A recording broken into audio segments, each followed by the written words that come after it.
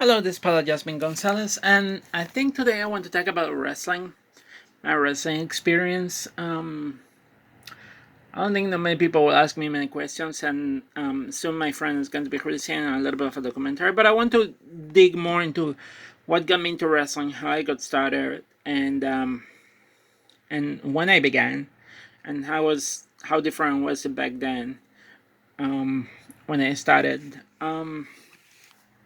So it's going to be a. I will try to be quick because I don't have enough time in the camera. So I started wrestling back in I started wrestling in Puerto Rico back in 1999. It was my last year of college. I had just gone to New Jersey in the last half of 1998 to do my co-op practice, and that year, um, the documentary "Exposed Pro Wrestling Greatest Secrets" came into TV. I watched it on TV, and even though pretty much they reveal most of our wrestling was, I was still interested in pursuing a career in professional wrestling. To be honest, I started watching wrestling in 1992, like 1992, 1993, and when I was in high school. Um, and then when I went to college, I found other people that enjoy watching wrestling, so I started watching more often. And when I got into college, I wanted to do wrestling. I wanted to try to find a way to get into the business of professional wrestling, but it was very difficult because there were not many wrestling schools in Puerto Rico. That's for starts.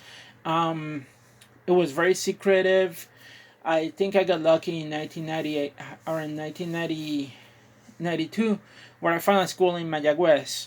But it took a while. It took forever to find it. It wasn't something that like today you can Google, and you can find hundreds of schools. Back then, it was very difficult to find many different schools. So when I started down in 1998, um, it was one school that I found in Mayagüez, but because I had to go to the training in New Jersey and do the co-op practice, I couldn't stay training there.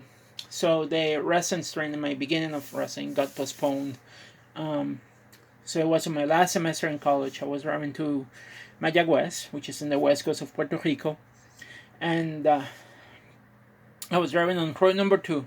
I had just passed the the the view of the sea in Isabela, and I was driving by Isabela, and I saw that they were setting up a wrestling ring for a wrestling show, and I just got curious. I was like, you know what? I'm curious. Let's ask. Well, why not?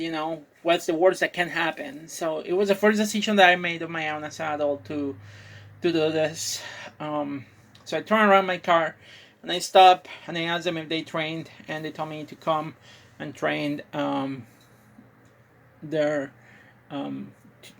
Tuesday on Tuesday of the next week. The show was on a Sunday, so I did that. My trainer, he was known in WWC by Pepe Gomez. He also wrestled as Roquero. Um, and so he trained me in Puerto Rico. And it was about 3 months before I got my first match. But it was intense training. I was training like 2 days a week, and at the same time being in college, trying to finish my degree in chemical engineering. Was my last semester, so I was taking I think one class, which was a seminar, plus a bunch of other classes just to fill up because I was thinking going and finishing a master's degree in environmental engineering. So, but I was training 2 days a week. Tuesdays and Thursdays I would travel from Mayagüez to Isabela. It was about an hour to go and practice and learn the basics of professional wrestling. So for now, I think this will be a good point to stop. Hopefully, in part two, I will explain more like what happened after that. So yeah.